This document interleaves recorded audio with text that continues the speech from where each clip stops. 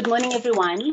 I would like to extend my thanks to our CEO and founder, Advocate Aisha Tyree, the Subwell Alumni Executive Committee, the Subwell Luminaries, Subwell alumni guests, as well as all the stakeholders. Welcome to the POPIA Privacy Essentials webinar. August is Women's Month, and we are continuing with our Mbokodo Marvels. Mbokodo is an IsiZulu word that means a woman of great strength and will. During this month, we are continuing to pay tribute to the lives of the amazing Mbokodos that staged a march to Pretoria on 9 August 1956 to protest against the proposed amendments to the Urban Areas Act. We continue to recognize their strength and continue to honor their role in the liberation of South Africa from the apartheid regime. On this year, that is the year of Charlotte Mokgatle, Subwell decided that the best way to honor the women of 1956 and Charlotte Mokgatle herself during Women's Month is through empowering others with education and information. My name is Cleopatra Mahoa, and I'm the Subwell South African Black Women in Law President. My co-host during this session is the Subwell Legal and Academic Researcher, Ms. Lerato Mudau, and she will be going through our house rules. Over to you, Ms. Mudau. Thank you so much, Madam President.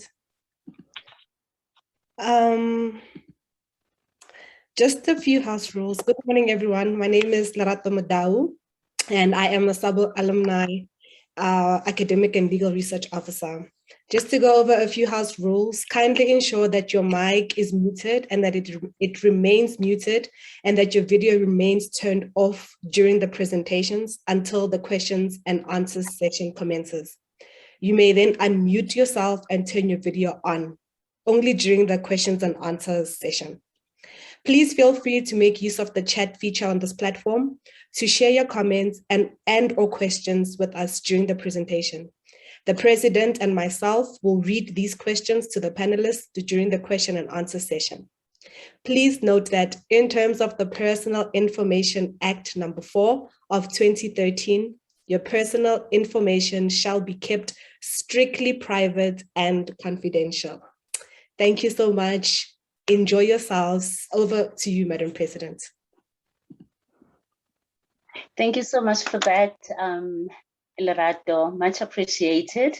At this point, without wasting any time, I would like to introduce our Subwell COO, Ms. Madillo Mofokeng.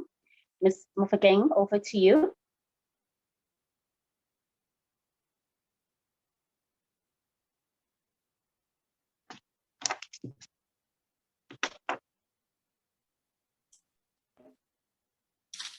Thank you so much, President. Igama lamakhosikazi, malibongwe, and let the name of woman be praised. Happy Women's Month to every single woman that is joining us today, that is joining us on this webinar on the Privacy Policy and POPIA Act. My name is Madillo Mofokeng, and I'm the inaugural president of Subwell Alumni. I am also currently the COO of Subwell NPC. My job here today is to do two things, and it's quite an easy one. I am here to break the ice in terms of this privacy law and POPIA Act topic, and I'm also here to introduce our main speakers, being Nareshka Bowman and Thabang Mokgatle.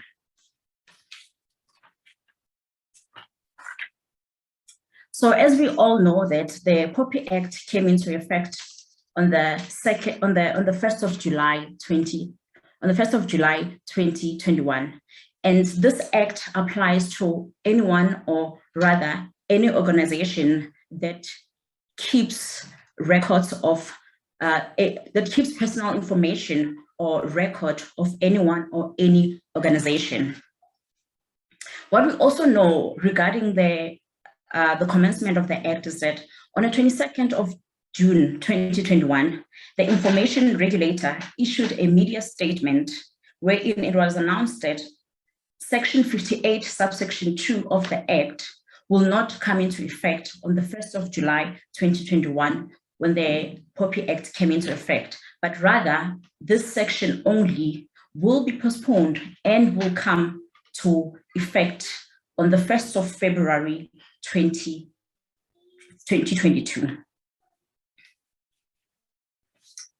So now, before we can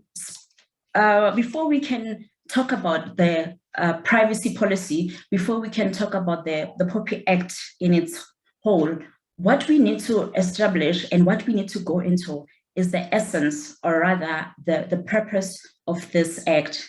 And that purpose, or rather the essence, we find it on the preamble of the act itself. Just give me a moment, I would like to share my screen with you.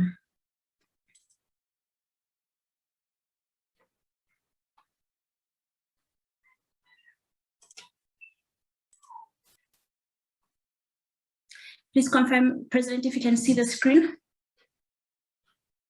that I'm sharing. Not yet. Not yet. Okay.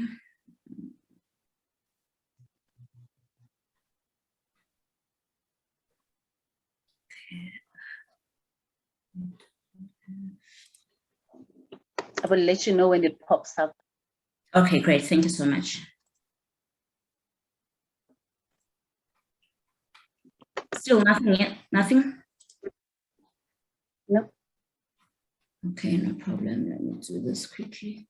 Sorry about that.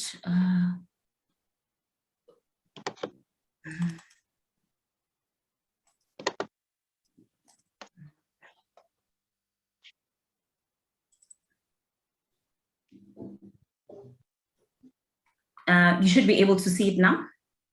Yes. Thank you. Perfect. Yes, Perfect. Thank you so much. Yes. So now let's go right into the essence. Let's go right into the purpose of the act. Why was this act enacted? Why did Parliament see it fit that we need this act to come into effect? So the preamble reads as follows: recognizing that Section 14 of the Constitution of the Republic of South Africa, 1996, provides that everyone has the right to privacy. The right to privacy includes the right to protection against the unlawful collection, retention, dissemination, and use of the personal information. The state must respect, protect, promote, and fulfill the rights in the Bill of Rights.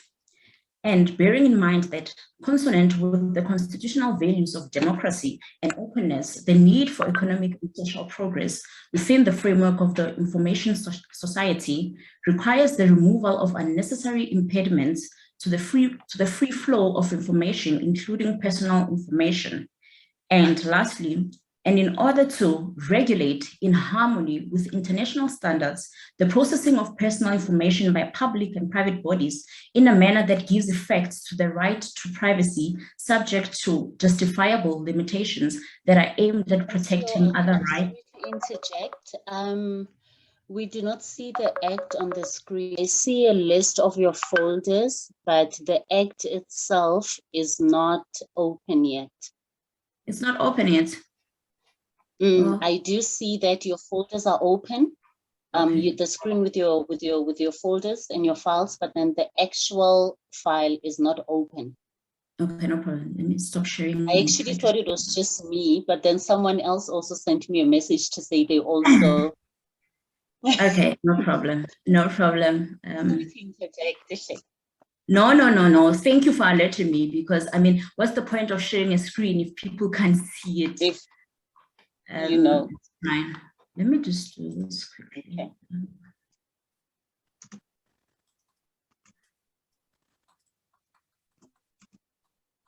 I actually thought it was just me. Then I received a message from Lerato saying she also cannot see it. Then I thought, oh, okay. Okay, no problem.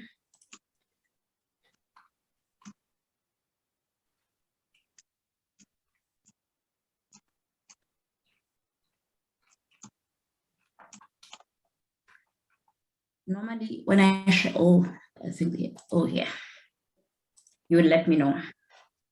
Share. Is it visible, President, now?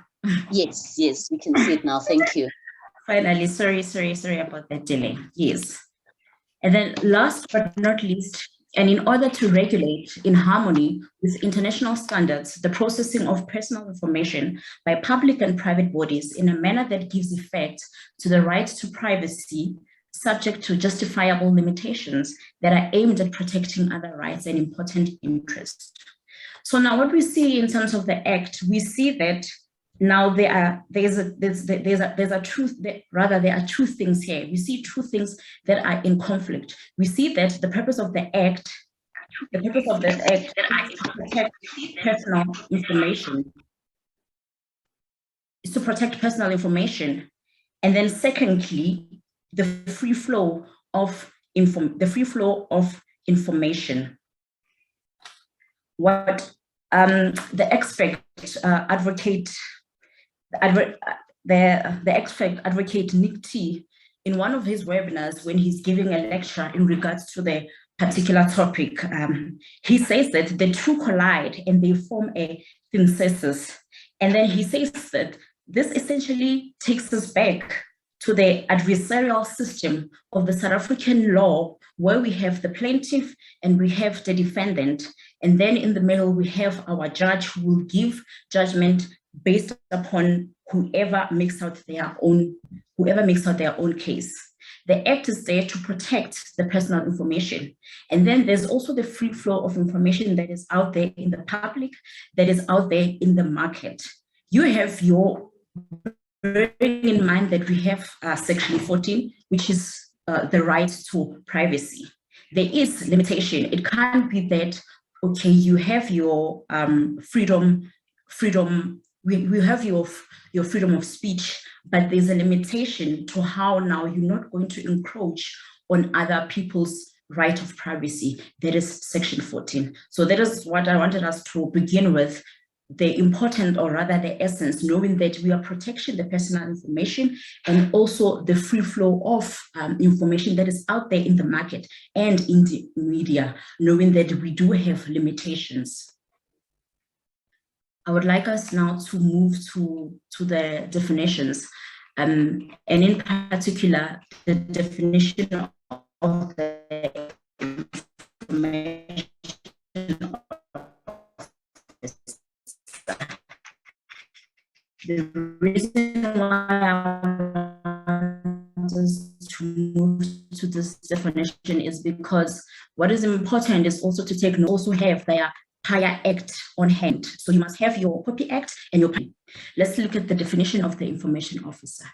The definition says that information officer of or in relation to a public body means an information officer or deputy officer, or rather deputy information officer, as contemplated in terms of Section 1 or Section 17, or private body means the head of private body as contemplated in Section 1 of the Promotion of Access to Information Act. So now, if you don't have the promotion of access to information, you would not understand what a private body means. It means now you must go back and look into your POPIA and understand what a private body means. We must also take into account that even the promotion of access to information is also has its own limitation. When we look at Section 14 of the Constitution, the right to privacy, yes, one is able to get certain information, one is able to have access to certain documents, but now what is on top is that Section 14, now are we not encroaching on someone else's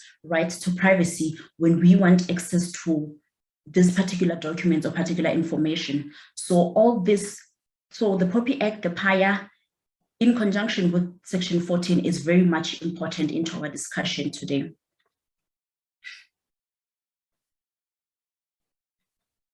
And then the last definition that I wanna go into regarding the Act is this definition of the definition of person. So the definition reads as follows: person means a natural person or a juristic person. So there have been a lot of debates regarding this particular definition when it comes to legal practitioners. I mean, legal practitioners would know that, or rather they know that a trust does not fall under a natural person or a juristic person. So now it begs to question if the act only refers to a natural person or a juristic person. So does that mean that a trust is not affected by this POPIA Act? So there's have been a lot of debate, and in terms of that discussion, I want to go into the explanation of why a trust, we say, it does not fall under this definition of person right here. The definition says that trust is not considered to be a juristic person. It is distinct from its trustees, but a sui generis consisting of an accumulation of assets and liabilities.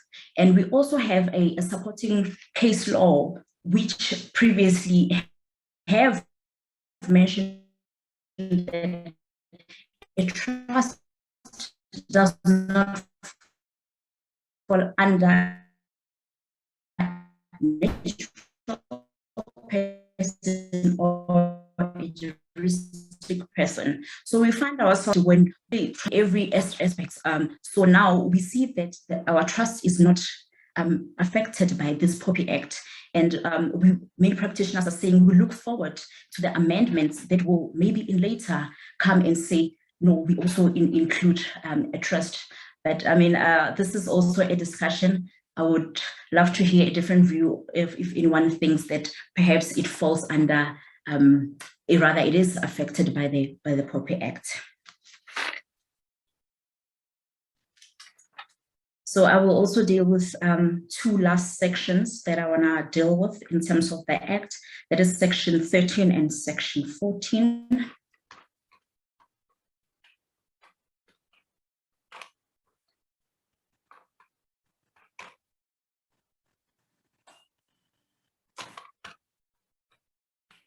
Yes. So Section 13 and Section 14. Section 13 rather is the purpose specification. It's the collection for specific purpose. And then Section 14 is the retention and restriction of records. So our Section 13 reads as follows. Personal information must be collected for a specific, explicitly defined and lawful purpose related to a function or activity of the responsible party. Steps must be taken in accordance with Section 18, Subsection 1, to ensure that the data subject is aware of the purpose of the collection of the information, unless the provisions of Section 18, Subsection 4 are applicable. So if we are going to collect information, the data subject must be aware that we are collecting information and what is the purpose of this collection. For instance, in terms of SEBO, if we say we need your CV, we need your reference letters, we need your your academic record, we need proof of your degree, you must understand the purpose that we are collecting this information for. I mean, with experience and how the organization runs, normally when we award programs, whether that's in terms of the civil human rights court, that is in terms of the civil shadowing, this is the information that we need from you to show us, yes, indeed, you are a law student. Yes, indeed, these are your results. Yes, indeed, this is the information that I have. And these are the reference letters of the people that are backing me up to say, this is the work that I've done previously, or I've worked here, and etc. You must understand the purpose of why this information is being collected. That is the purpose of Section 13. Let's go to Section 14, retention and restriction of records. Subject to subsections 2 and 3, records of personal information must not be retained any longer than is necessary for achieving the purpose for which the information was collected or subsequently processed, unless A, retention of the record is required or authorized by law. 2, or rather B, the responsible party reasonably requires the record for lawful purposes related to its functions or activities. C, retention of the record is required by a contract between the parties thereto. And then lastly, D, the data. Oh, sorry, I think someone's mic is not muted. Thank you. D, the data subject or a competent person where the data subject is a child has consented to the retention of the record. Now, when one looks at section 14 and one looks at this subjects for retention, I mean, fine, you have a mandate, you are done with the work. Now the question is, why do you still need to keep these records with you in your company, in your organization, or rather as a sole proprietor, or whatever the case may be? Why is it that you still want to keep this record with you? So section 14 now, guys, 4 questions. Is the record required? Is it necessary? And is it authorized by law that we keep this record as an organization? Number 2, does the responsible party of this record require it for lawful purposes? Number 3, is there a contract between the parties requiring us to keep this record? Yes, we do have a contract. We will keep this record. There's no harm. The contract is there. It binds us. In fact, we won't have any problem, or won't be in breach, because here is a contract that is allowing us to do this. And lastly, has the data subject consented to this retention? Do we have proof that this person has consented to this retention? So now 13 speaks, or rather refers to the purpose of the collection. The data subject must be aware that we are collecting this information, number 1, in 13. Number 14, they must also consent. It's not enough that they will say, I know that my information has been collected by this certain organization, etc., etc. But they must also give consent. So we must have proof thereof that this particular person, or rather this particular data subject, did consent into us keeping these records with us. And also a classic example would be in terms of the Basic Conditions of Employment Act. When we go to the Basic Conditions of Employment Act, we know that, or rather when you read the act, that an employer has 3 years to keep the personal information of his former employees. So an employee might resign or might be fired in 2021, but come 2022, 2023, the employer still has the records of this employee. They have an entire 3 years to keep the records. So this goes back into number 8. The retention of the record is required, or is rather authorized by law. This is authorized by legislation, by the Basic Conditions of Employment Act, to say that you are authorized, you can keep this information, you can keep this record for a period of 3 years. Ladies and gentlemen, as I mentioned, my role was to break the ice into this topic. And there are 2 speakers that I am going to introduce. The speakers, they have a vast experience in terms of the privacy law. They have vast experience in the practical aspect of dealing with the POPIA Act. And then in conclusion, what I also just want to say that it's important to make sure that we do everything reasonably possible to safeguard the personal information of the people, or rather the data subject, because we do know that there is really a hefty fine that one would have to pay, and a 10 years of imprisonment rather, if not both, if this POPIA Act is breached. Ladies and gentlemen, thank you for that. So now I would like to introduce the second speaker, which is Nareshka Bowman. But before I introduce Nerushka, I would like to read her bio. Nareshka Bowman, Nareshka Bowan is a technology and privacy lawyer based in Johannesburg. She is the head of technology and innovation, and also leads the technology and privacy law practice for South Africa. She is a hashtag Inspiring 50 2020 winner. The Inspiring 50 initiative is aimed at showcasing 50 successful women in STEM each year. Nerushka has extensive experience in complex and strategic technology and privacy law matters, including outsourcing transactions and regulatory and compliance issues across various industry sectors. She is recognized as an international thought leader in emerging technology law and in analyzing the future legal and regulatory issues of emerging tech, such as AL and blockchain.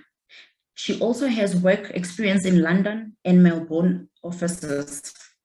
She is a sought-after international speaker and is regularly interviewed by media. She is an advocate for legal innovation and is involved in the upskilling of lawyers for the future of law. She also mentors future legal innovators through the Ellen Gray Orbis Foundation.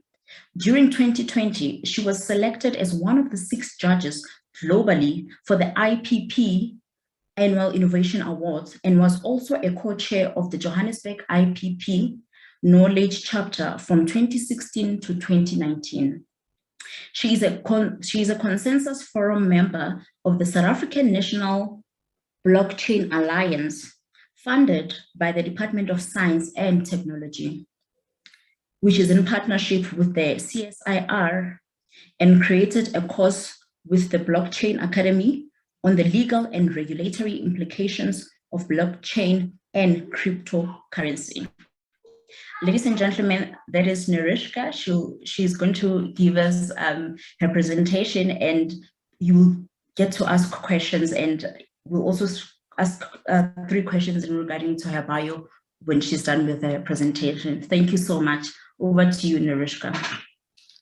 Thank you so much, and for that introduction, and also thank you so much for the introduction to the topic. I think it was really a good overview, and giving our audience a little taste of what's to come for the rest of the day. So thank you so much for that. So as you've heard, my life and my work is definitely technology and privacy law. I was probably one of the early ones in the country who started going down this path very early in my career. When I was introduced to this topic, and I had, very good opportunities to explore. And now, obviously, we actually have the law in force now in 2021. We've been talking about it for a very, very long time until now.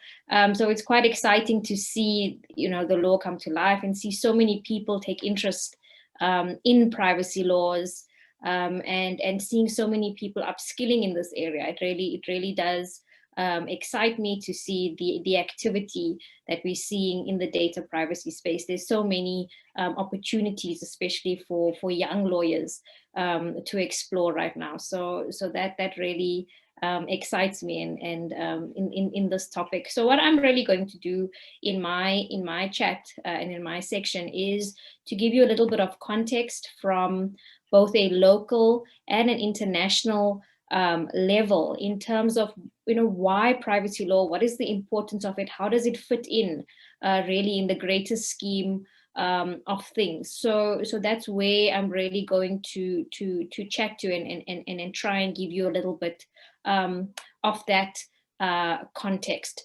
So where does privacy law come from? Well, we've already heard, privacy laws are derived from constitutional values, constitutional Bill of Rights, and we've seen a similar theme in other jurisdictions as well, where the actual legislation is derived ultimately from an underlying constitutional value and right. And in South Africa, we have actually followed, the principles of the EU in developing our legislation. So there used to be something called the EU Directive, which was published in 1995. And that was the kind of overarching law in Europe until 2018. And POPIA was drafted, in kind of between 2008 and 2013, and during that period, a lot of the principles of the EU directive are embedded in POPI. However, in Europe, they did change. So after 2013, in about 2018, Europe moved from the EU directive to something called the GDPR. I'm sure you all have heard this word GDPR. It stands for General Data Protection Regulation. Now, the difference between the EU directive and the EU GDPR, directive is something that European countries can look to as a framework, and then they still in each country legislate their own privacy law. So in each country you had a different privacy law, and this was causing, you know, different standards for privacy across the European jurisdiction, and they decided to harmonize privacy laws across the jurisdiction, and that's where really the push for GDPR came from. And so in May 2018, we now have one overarching privacy legislation for all countries who are part of the EU, and that's the EU GDPR. Now, what's interesting about the GDPR is that it doesn't only apply to companies based in the EU. It actually tries to apply to companies that are also based outside of the EU, but that do business with citizens within the EU. So there was also a lot of interest from South African companies who have international operations to say, you know what, we actually do business in the EU, and potentially we need to comply with this European law as well. And so a lot of companies actually from 2018 have been complying with the GDPR. So when POPIA came around in 2021, it was a matter of exercise of bridging the gaps between the compliance exercise with the GDPR and seeing if there's any gaps with POPIA. So the biggest gap really between GDPR and POPIA is the protection that POPIA affords to juristic persons. Now, this is a very special thing, because if you look at a global level, you know, in various jurisdictions, you don't really see protection of company information or juristic person information covered by data privacy legislation. It's very unique to South Africa. There may be one or two jurisdictions in the world that follow a similar suit. So for us, you know, in terms of looking at precedent and how other countries have done things, we don't actually have that precedent. We are creating the precedent locally when it comes to the protection of personal information of organizations, companies, trusts, you know, all sorts of juristic persons. So it's a very special part of POPIA that's different to the rest of the world, and we are still to see how that plays out in a practical sense locally. We haven't received guidance from the information regulator yet in terms of the processing of personal information of juristic persons. So everybody's obviously making their own interpretation in terms of what that is, what is the personal information of a company. You know, each company is really making their own assessment of that for now. So that's really the big difference between the two, but on a principle level, they definitely have a lot of alignment. However, the GDPR also goes into a lot more detail. I think POPI is about 70 pages long, and the GDPR is about 270 pages long, the text, and then they've got recitals and they've got a lot of guidance, so it can end up in the thousands of pages if you really add up the kind of content around the GDPR. So you can see, you know, from a level of detail, definitely there's a lot of concepts and at a very granular level that's obviously different, but that could be useful for us, you know, in terms of the practical application of POPIA, where we feel perhaps our act does not have that level of detail. So that's really the international angle. In terms of other jurisdictions, you know, we're seeing more and more privacy legislation coming out. Recently, the Middle East has published, you know, a fair bit of privacy legislation on the continent. We're seeing almost every month, you know, a different jurisdiction publishing a bill or some kind of working towards having comprehensive privacy legislation. Jurisdictions like Mauritius, for example, have established privacy legislation for a while now, and they have a running operator, a running information regulator for a number of years already. They've had case law. So we're definitely seeing a lot of development. In Asia, they have established privacy legislation already. You know, they have had it for around, they have a kind of like an APAC regional type of approach, again, to privacy legislation and how it's implemented. Australia has comprehensive privacy laws. The one jurisdiction where there isn't comprehensive privacy laws is actually in the United States, in the US. And the reason for that is that they have sector-specific laws. So for example, if you are processing the information of health information, medical information, you would have a lot of legislation to comply with. If you are processing children's information, you would have some legislation to comply with, but just there's no overarching one legislation that covers the entire of the US. And there's also state-specific legislation. So if you're going state by state, you'll find that some states have enacted their own privacy legislation. So it's quite a complex area of law in the US, because it's not as simple as picking up one document and saying, you know, this is the privacy law of the US, but it does cause quite a lot of issues, especially between trade between the EU and the US, because, you know, a lot of companies need to pass information between those two jurisdictions in order to run their business.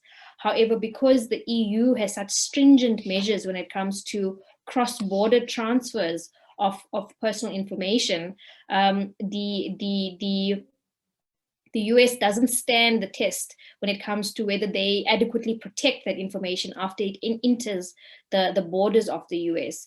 And for that reason, you know, there's been a lot of case law. You may have heard the person Max Schrems. He's had cases against Facebook, multiple cases against Facebook, to say that the sharing of data, of EU citizen data to Facebook in the US goes against data privacy legislations and data privacy rights. So we've seen a lot of activity in that space.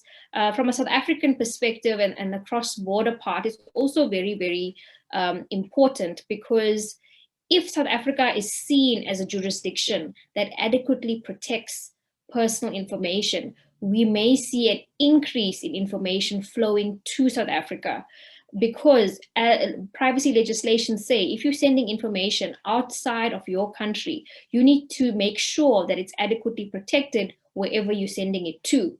So how Europe works, for example, the EU Commission publishes something called a white list. And if your country is on that white list, then any organization in Europe can say, okay, I can send information to this company based in South Africa because, you know, they will protect the information. However, we are not yet on the white list. And we don't know, you know, how long the process would take for us to get onto the whitelist, but we hope in due course we will get there, because from an economic perspective, it is only a good thing for South Africa. For example, things like outsourcing, you know, you have these outsource centers where a lot of work is being shared by European organizations, South African companies, because we are seen as, you know, lower cost compared to Europe. And so work can flow here. But if they're not comfortable sharing personal information with us, then that work is also not going to come. They're going to keep it in Europe. So there's important economic considerations deriving from privacy legislation and ensuring that our country adequately protects private information, because it can actually stimulate business and in economies and the economy and relations with other jurisdictions that have similar type of law. So these are like a lot of the considerations behind having these things in place. However, on the other extreme, I mean, you know, we're all well-connected people. All of us have these devices, you know, smartphones and things like that.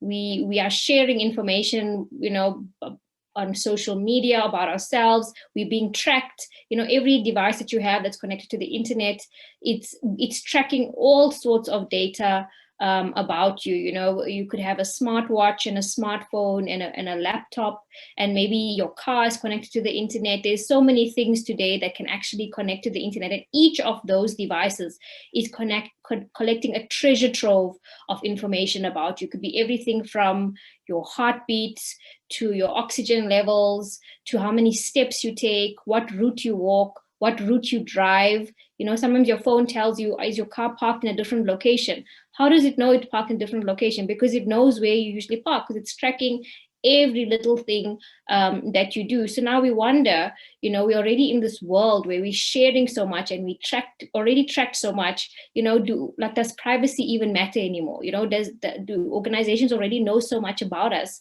that privacy has become irrelevant? You know, and I think that the argument is quite the opposite.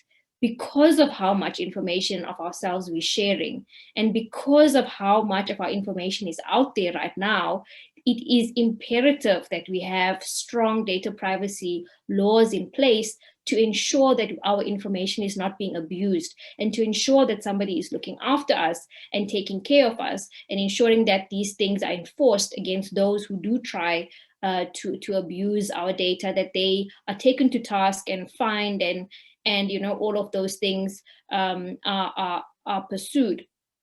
Now, you may have seen on Netflix, there's a documentary called The Social Dilemma. If you haven't watched it yet, you know, I do think it's quite an interesting one for anybody who uses social media to have a watch of The Social Dilemma on Netflix. It's basically a documentary that talks to a number of individuals who used to work at all the big tech companies in Silicon Valley, your Facebooks, your Twitter, you know, all of the really famous social media, and they tell you what happens behind the scenes. What are they trying to achieve, and what are they actually targeting? And it really goes to show how they try to get you addicted to staring at your phone, because the more time you are looking at your phone, the more ads they can show you. The more ads they can show you, the more money and revenue they make. And essentially, they are all advertising businesses. All they do is sell advertising. And how do they do it? They do it by getting to know you so well that they can target you with things that you didn't even realize that you want. Have you ever thought about how targeted? Sometimes you just think of something and all of a sudden this thing is popping up on your phone in a Facebook ad. They are so smart. They know more about you than you know about yourself. It is really crazy, the analytics that is being done in the space. You know, they hire the smartest data scientists in the world to analyze all these little points about you. Maybe you liked this video, maybe you clicked on this link, maybe you did this, and combining all of that information about you to come up with these very interesting findings that they then use to target you with advertisements. So this is the world that we're living in. This is the today. This is not the world of the future. And this is why we need these type of things like privacy laws to help us, you know, not have our data abused, and we kind of get a little bit of control back in terms of who can have access to our data, you know, and also a little bit of transparency in terms of, you know, what are people actually doing with our data? Before POPI, there was zero transparency with regards to information. A company could collect your information, sell it to another company, and you really had no recourse against them. Now, at least POPI gives the man on the street a little bit of recourse to actually go and say, hello, I did not allow you to take my information. I did not allow you to sell my information. You know, I'm going to complain to the regulator about you because your practices are abusing my data. So it really gives you rights that you can actually enforce when people do things that you are not happy with. So you know, the other thing I wanted to just touch on is, you know, from a law firm perspective, because I think, you know, a lot of our guests today would be lawyers, and, you know, from a law firm perspective, you know, lawyers have obviously, you know, our job is to protect information. We are already familiar with the principles of legal professional privilege, and we are familiar with the principles of confidential information. And we know that, you know, our communications with our clients, you know, must be protected, and our documents must be kept safe. So we already are familiar with this realm of protecting information, but I just want to add like a few layers in terms of the differences that POPIA might bring from a lawyer and a law firm perspective. So the one is that, you know, in addition to protection of information, POPIA also allows the right to request information. So I think law firms just need to be aware that you may start getting requests for people to receive their personal information. And then how do you handle that request? You know, can you just outright reject it on the basis of privilege? You know, you just need to have that thought process in terms of how you would handle a data subject access request. And the other thing is, you know, from a perspective of data security, you know, I do think you need to just make sure that you do have sophisticated data security practices in place. And sophisticated data privacy practice doesn't necessarily mean having a lot of technology and things like that. It could be very simple things in terms of, you know, having the right passwords and making sure, you know, things that need to be encrypted are encrypted, you know, not using USBs and things like that that might have viruses on them, not clicking on suspicious links, you know, simple things like that, that they're just having that level of awareness in terms of what is safe and not safe from a cybersecurity perspective goes a long way in terms of protecting, you know, your laptops and all your devices that may be subject to these types of attacks. And also just remembering that privacy is more than technology. It also relates to our physical documents. You know, you have our files and our court papers. Are we leaving these things lying around in our car and all over our house where other people who are not authorized to see those documents have access? So we just need to be mindful of how wide our obligations to our clients and their information is, and just keep that in mind. So one story I'd like to share with you is in Panama. There was a story, it was actually called in the headlines, the Panama Papers, if you may have heard of it a few years ago. And it was about a law firm called Mossack Fonseca.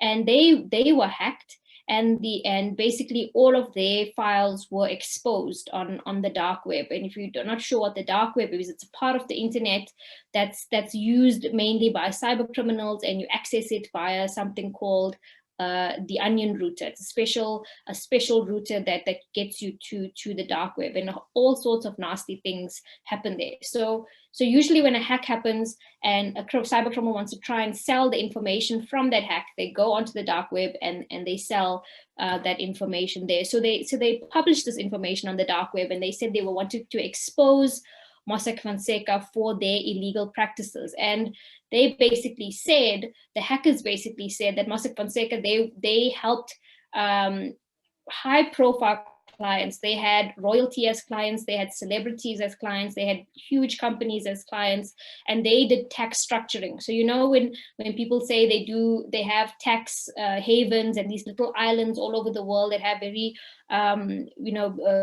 good tax kind of benefits, they would help their clients structure their wealth in such a way that it would sit in these various islands. And this hacker wanted to expose their practices behind the scenes, and that's why they targeted Mossack Fonseca, the law firm.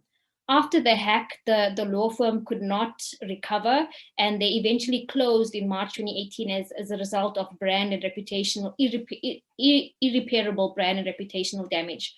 And I think, you know, it's important to note, because a law firm and a lawyer, your brand and reputation is basically everything, and you don't want to be the subject of a hack and lose all of that, and lose your clients and lose your practice as a result of the hack. They maintained they never did anything illegal, that everything they did was aligned with tax law. But again, this was what the hacker thought, that they were exposing something, and a lot of very high profile names were also shared in that reveal. There's, I think, also a documentary on Netflix called Laundromat that might deals with that particular hack as well. So something, if you're interested in learning more, to go and have a look at that. So I mean, you know, what should you be looking out for from a cybersecurity and data security perspective? You know, clicking on weird links in emails, things like that, can download something called ransomware onto your computer. Once the ransomware is on your computer, these hackers, they actually track everything that you do, and then one day they'll lock your computer down, and they'll tell you, if you don't send me X amount of Bitcoin to this address, I'm going to delete all of your information, and you're not going to be able to recover any of your files. And usually a lot of people get panicked in that situation and want their files back, and they don't want anybody to know about it, so they pay the hackers and they get their files back, and then the hacker merrily goes off and does it again. So some of the work that we do is also helping companies when they do get hacked, how to approach it, and we work with forensics to assist them in navigating this. And I'm sure you've seen every few months in the headlines there's always another company that gets hacked, and it's very much this type of situation. An employee clicks a vulnerable link in an email from one employee's computer, it enters the entire network, and the entire network is then closed, and that company is offline for a few weeks while they figure out what to do, whether to pay or to restore from a backup, or try and figure out how to unencrypt the encrypted data. It's really something that happens very often, more often than you think, and then they want to extort Bitcoin out of you after that happens. So these are like very important considerations that we have to think about when it comes to privacy and data security, and all of these things. And the last point, just to close from my side, it's more than just complying with the law. I think a lot of these compliance exercises ends up being merely a tick box exercise. Obviously, there's various ways of complying, and you have to understand what your compliance obligations are, and you have to find a practical method to comply. But I hope people approach privacy law and privacy compliance and POPIA compliance from an ethical standpoint. An ethical standpoint means you're complying because you want to do the right thing. You're not complying merely just to meet a compliance objective. And if you're complying to do the right thing, then you want to make sure that you're transparent in your approach with how you treat data, and you're transparent with your customers in terms of how you treat data. You're doing the right thing. You're not trying to find loopholes to abuse data in the background and continue what you're doing. So I do think an ethical approach to privacy compliance is the way that we should be approaching this. So I hope I gave you like some kind of little bit of context and background and a bit of a global view in terms of what's going on in this space. So that's my talk for today. Thank you. Thank you so much, Nerushka, for that wonderful presentation. I think what I omitted to do when I introduced Nerushka is to say that she will cover both local and international aspect of this wonderful topic of ours. Nerushka, I must also say that you look very young. When one reads your bio, they are, I mean, I was just like, oh my goodness, this person has achieved, rather, this woman has achieved so much. Now that I'm seeing you, I'm like, you look younger than your bio. So you will get a chance to ask Nerushka some questions at the question and answer session. But before we hand over to our next speaker, Thabang, regarding this Nerushka's bio and seeing that we are celebrating Women's Month, we are celebrating women, and I do know that a lot of people, or let me put it this way, we don't have many female technology and privacy lawyers, and to most of our members are actually students. Some of them, they're still deciding, oh, I'm not sure which area of law I want to practice in, etc., etc. So we just want to ask Nerushka to just take us through briefly in terms of her bio, just 3 questions, not to divert from the topic at hand, but because it's Women's Month, we are empowering women, and this is going to assist someone who's battling and saying, oh my goodness, I want to be a technology and privacy lawyer, but how do I go on about it? How do I do this? So Nerushka, we know that in order to become an advocate or a general attorney, one needs their LLB degree. So now if we have someone here who says, I want to become a technology and privacy lawyer, please just take us through the route. How do you go on about it, just to assist our members? Sure. No, that's a very good question, and something that I do get asked from time to time, because as you say, there's not so many of us around. So I'll give you a little bit of my journey, and then also my view in terms of, if you're just starting out, what you'd want to follow. So I never personally set out to say that I'm going to be a tech and privacy lawyer. I would say it more found me. I was very lucky to be in a law firm that had, a full range of different types of legal specialities. And when we did our articles, we moved around every 6 months to a different department. So, I did everything from road accidents to medical negligence to a little bit of corporate. And then my last one was in the technology team. And, after being in the team and seeing the work that they do, I found it very exciting. And what spoke to me about tech law was that, you kind of making it up as you go along, because it's such a new area.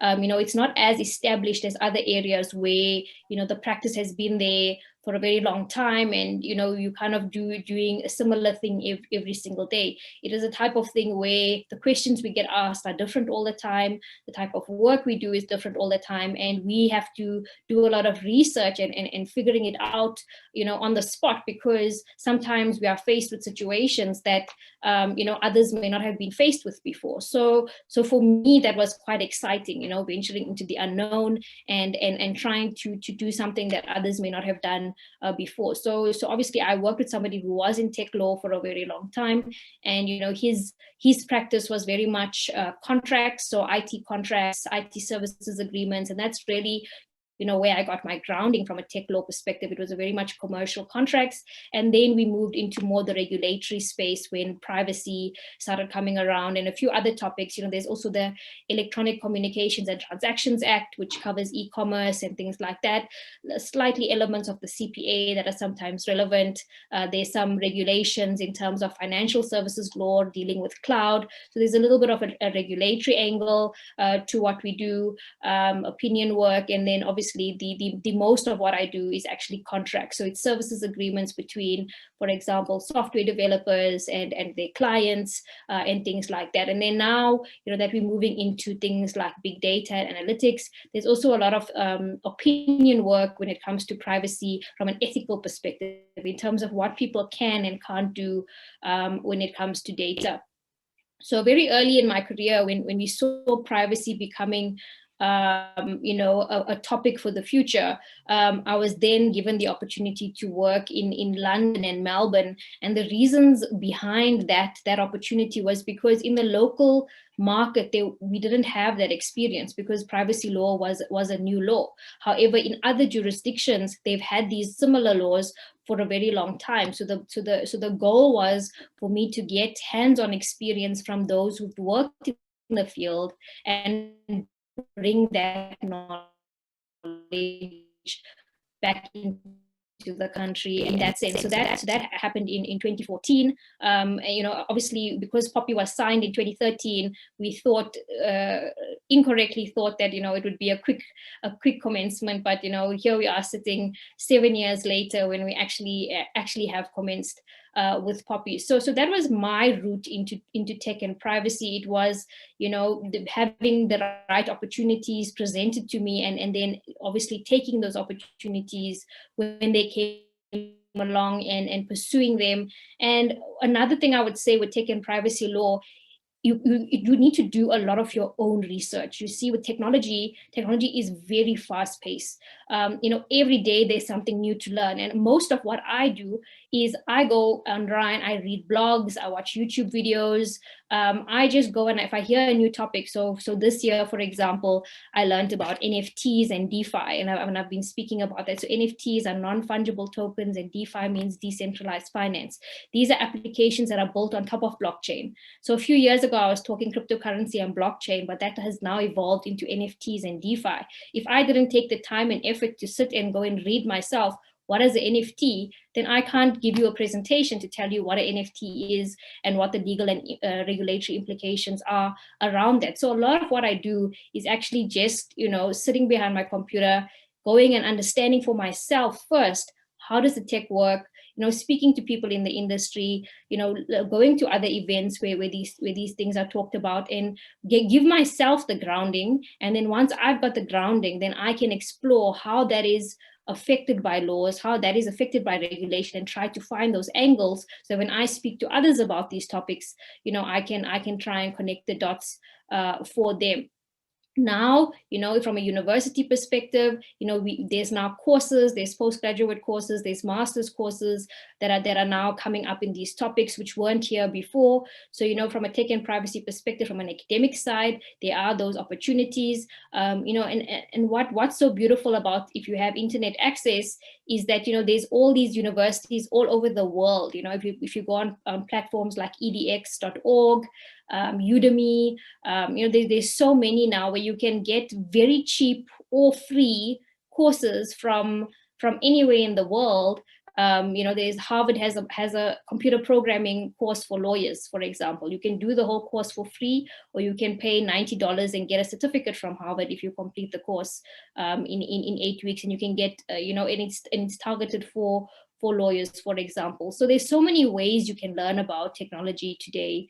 It's really about you sitting down and taking hold of those opportunities. And the person who shows the initiative and goes for it, those are the ones that are going to stand out in the long run. You can't sit back and wait for somebody to tell you, this is how you do X, Y, and Z. In the tech space, you have to go out there and figure things out for yourself most of the time. Thank you so much, Nerushka, for that explanation. So one last question. I'm interested in and I know that people who also saw your bio might also be interested in this, the awards, the International Association of Privacy Professional Awards. Sure, you were out of 6, you were one of the judges, 6 judges globally, Nerushka. We're not talking South Africa, we're not talking Africa, globally. Here you are elected to become a judge for this International Association of Privacy Professional Awards. Just take us through that. It's also interesting that one who says, I'm keen to be this technology and privacy lawyer. Who knows, one day I might just be a judge in terms of these awards. Just take us through briefly in terms of those awards as well and this selection. So again, the IAPP is potentially another avenue for anybody who wants to get, more upskilled in the privacy side. So you can go to iapp.org, and they've got certifications and a host of content for you if that's something that's of interest for somebody specializing in privacy. So I've been a member for a number of years.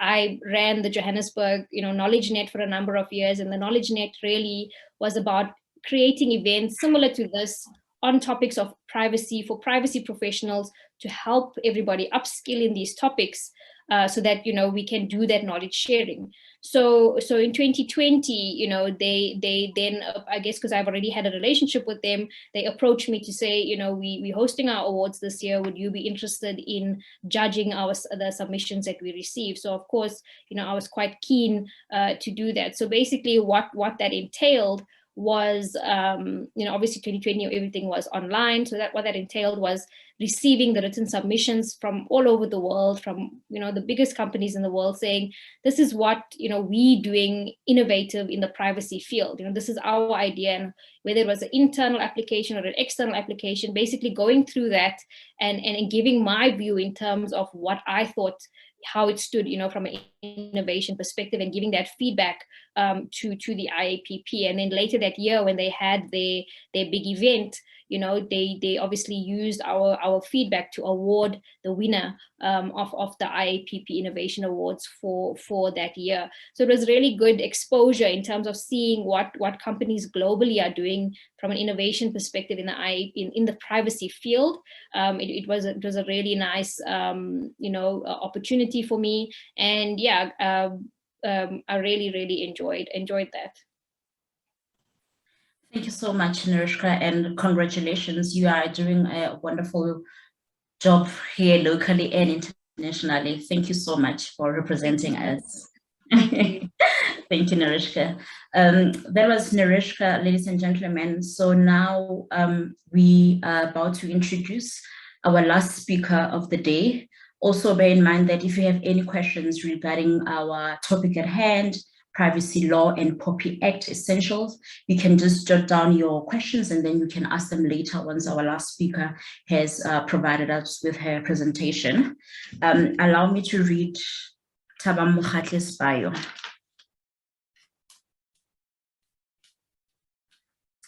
Thabang Mokgatle is an admitted attorney of the High Court of South Africa. She currently works as a senior legal associate for TechVest Legal Advisory Services based in Johannesburg. She has 5 years pre and post qualification experience in corporate and commercial law. She is an LLM candidate at the Wits School of Law, with her research focusing on business and human rights in the mining sector. Thabang is passionate about social and economic justice and African development. I think what Thabang also admitted to add on her bio is that she is a civil luminary. So she's a civil alumni and a civil luminary. So in terms of her being an attorney, Thabang assisted some of our alumni, or rather members, with a 2-day shadowing.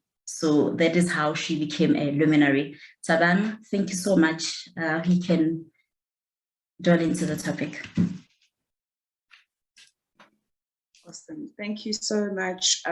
Thank you so much to the team, to the leadership team at Fabwell for having me, and to my fellow panelists for the introduction to the topic. Yeah, I think sort of just in terms of my sort of contribution to the topic, looking more specifically at compliance, from a practical sort of day-to-day, implementation. So as Madillo introduced, I do work for a legal advisory house. I am a corporate commercial legal advisor. And of course, in the course and scope of day-to-day interactions with a lot of business owners, small to medium-sized, these are some of the questions we ask. So what does compliance really mean? What does it look like? My fellow panelist, Nerushka, was talking about how a lot of people are treating compliance as a sort of tick box exercise. And unfortunately, or fortunately, if you've read the POPIA Act, it is underpinned by about 8 principles, all of which are really about accountability, transparency, and really just ensuring that data subjects are fully sort of made aware of how the information is being collected, used, stored, distributed. It simply isn't just a tick box exercise. It is a little bit more of a involved process than just saying tick. We've let them know what we're using it for, and it's also because now you have the Information Regulator's Office that will be consistently monitoring, or can consistently monitor, the level to which a company or a business will comply. So just to note that I'll be talking about it more specific to a everyday business context, and this is the space that we typically advise. A lot of you sitting here may be attorneys already who are having to deal with similar requests from clients. Maybe some of you are still in the studying phase and trying to sort of gauge, what is this act? How does it look like when we roll it out in a normal context day to day? So I'm hoping that some of my information can assist them. But before I get into the actual steps of compliance, I think what's important to know, and we often tell our clients this as well, is there isn't some sort of a certificate that you will get at the end of the day to say you're compliant. Okay, so POPIA doesn't actually provide for a process to be compliant or to be compliant. A lot of attorneys will tell you that they've been sort of scrambling to advise their clients, how do we comply? There isn't a guide, there isn't a sort of step or procedure to doing this. I think there is a guide that has been issued, a guidance note rather, that has been issued around POPIA.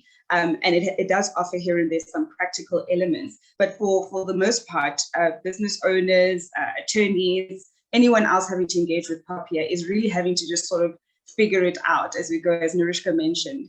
It's a developing space, so you're constantly finding new things, new ways, and as Nerushka so well illustrated or pointed out, it becomes the responsibility of an attorney or a business owner to then be proactive and say, this is what I will do, or this is what we will do. to ensure that we are compliant with the legislation, with the laws, over and above the basics that it may provide or may require. So just a note for attorneys, it doesn't afford us to be lazy in how we're approaching it. Oh, we've appointed an information officer. It doesn't end there. And I'm hoping that some of the things that we've managed to advise our clients, I will also share with you here, and that could better elucidate how you can go about it. So I think the very first thing that is obviously pointed out in POPI, as well as in the guidance notes and just the general what the information regulators office requires, is that you appoint your information officer. This person is very instrumental in basic compliance with regards to POPI. And I will just highlight some of the key functions that the information officer will play, or their roles rather. This is also in terms of the legislation. So section 55 of POPI speaks to the information officer and their role, and then section 56 will speak to the role of the deputy information officer, and I will explain the distinctions between those two as I go. Just to note that I think the deadline to have registered your information officers within a business context was the 1st of July of this year. However, the Information Regulators Office, as you would know, has been experiencing a couple of technical challenges. A lot of people were not able to register online by that date. And so that date has now been extended to July of 2022. So there's a further 12-month grace period given to actually get your information officer registered with the Information Regulators Office. Just a step back, I think Madillo might have talked about the information regulator when she presented, but the Information Regulators Office will be overseeing compliance functions across businesses within South Africa. So that is the role of this office, is to ensure they will be the ones who will investigate requests for information, receive complaints on behalf of any data subject or interested person within the South African context. And that office is, I think, up and running, but it's experienced a couple of challenges, and it'll be interesting to see how they will manage the requests from all these many companies in the next little while. So back to the information officer, this is our designated person who deals with compliance in the organization. You can have just one information officer appointed. However, based on the context of your company or your business, or the businesses that you're advising, be delegated with some of the functions of the information officer. And a deputy is really not, like I said, a mandatory role. It's simply based on the size of your organization. So if you are an organization that is dealing with massive amounts of data on a daily basis, and it simply cannot be the role of just one person, then you would typically have a deputy or two. And of course, all your information officers, all your deputies would need to be SA resident. So if your operations go beyond the borders of South Africa, you wouldn't appoint an information officer who's based in Australia. Okay, so your information officer needs to be present within the jurisdiction, because they would obviously have the level of access to the information, and they would need to be monitoring that information. All right, so some of the key roles of an information officer or a deputy information officer includes some of the following. They are the people in your organization who are there to ensure compliance with POPI overall. Okay, so they should know what POPI says. They should be able to point out, where we haven't developed systems internally to process information, where we have, where there are potential risk areas in the way that we're processing, collecting, distributing, storing our information. So they would have to be on top of what the legislation says. They will also deal with any requests that come in respect of POPI. Nerushka pointed out in her presentation that data subjects and really interested members of the public, including the information regulator, can request certain information at any time from the organization. That the information officer would be the person who would then attend to such requests and obviously do so in conjunction with PIA. PIA is obviously the legislation that deals with access to information in South Africa as well. So a lot of POPI and PIA will work in conjunction in respect of access to that information, which is important to note as well. And then an additional role of the information officer would also be to report any discrepancies, any updates to the Information Regulators Office. So they have a role to report It is not necessarily defined how often they will need to report to the Information Regulator's Office. It's not prescribed, but there is a function of their role that requires them to report to the Information Regulator aspects of the business internally, or information rather, within the business. They would also be expected to investigate any or assist in investigations alongside the Information Regulator concerning information or data within the organization. If the Information Regulator is conducting an investigation based on a complaint or a request, your IO is your designated person in the organization who will then assist in conducting or assisting the investigation along. They're also the people who are designated with ensuring that a framework of compliance of some sort is developed internally. So they're not just going to, so whether that framework looks like a policy, whether it looks like a note or whatever it may be, they are the people responsible for making sure we have something of sorts in place that helps us when it comes to our compliance and how we deal with data or personal data within the organization. They would conduct what we call privacy impact assessments.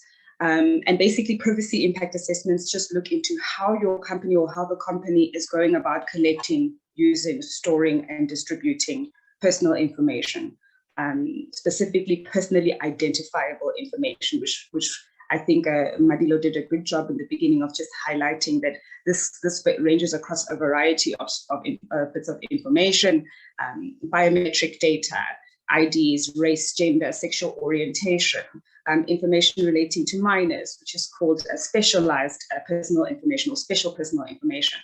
Depending on your context and what it is, it could look different. But just to know that it ranges across a variety of types of personal information.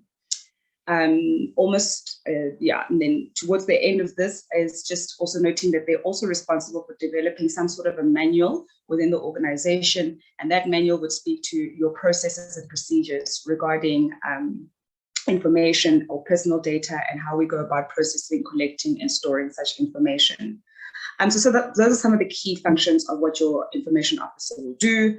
And then I think over and above your appointment of your information officer, because that's just the first step. A lot of the time we've had clients who'd say, great, we've registered them, done, we can move forward. And it's like, actually not. That's just the beginning. Then you would need to empower that person by obviously looking at the entire organization and saying, what other things do we have in place or not have in place that need to be strengthened around the way we actually use and process personal data. Before I move on from this, I think I need to highlight something important about the information officers that do differ from the other jurisdictions, as Nerushka pointed out. Obviously, South Africa deals with data relating to companies, but over and above that, in the GDPR context, we don't have criminal sanctions for breaches of the legislative framework. In South Africa, we do.